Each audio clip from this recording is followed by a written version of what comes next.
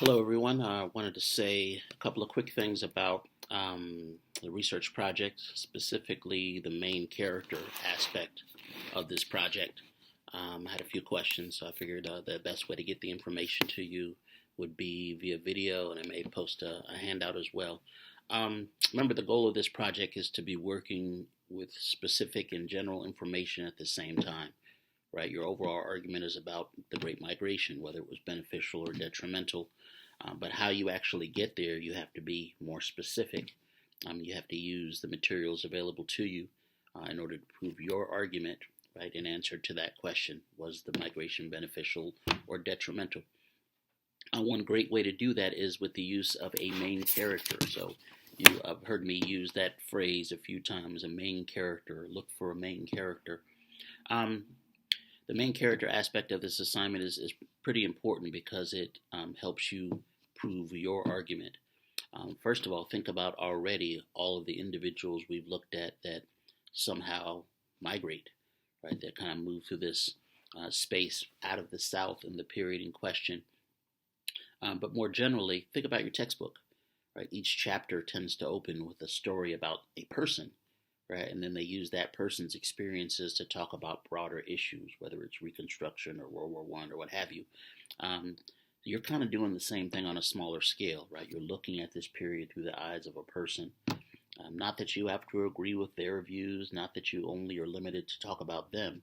They're kind of your way, your entry point, I guess, into this conversation about main characters. So I've asked you to include one possible main character that you'll use as an example to demonstrate or prove your argument. Remember, it's about your argument. When you think about it, this character can serve as an example, helping you to discuss key topics and themes related to your argument. So maybe things in their experience, whether it's notions of manhood or womanhood, or whether it's notions of migrating to look for a job or migrating to escape violence, right? That may lead you to the two or three topics or themes that you end up talking about in your paper. These main characters can also help in terms of supporting the argument in the body of the essay. You might open your introduction with the main character, right? And maybe they're a quote from them, or introducing them to your reader, right? That they're there to help you, right? They're there to help you make your argument about the Great Migration and whether or not it was beneficial. The main character can come from a variety of sources, right? We come across main characters in the textbook. Most of the videos that we look at use main characters, right, to kind of tell the story of a time period or what have you.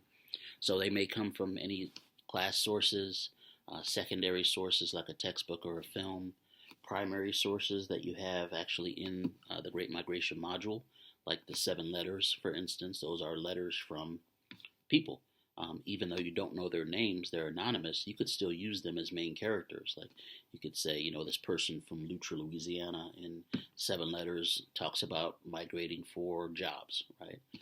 So you can use those folks as main characters as well. People in videos, you can draw it from any source. You might even interview a relative of yours that you know migrated in this period. All right, a lot of folks did move, especially to California in the period World War One, and even more World War Two and afterwards.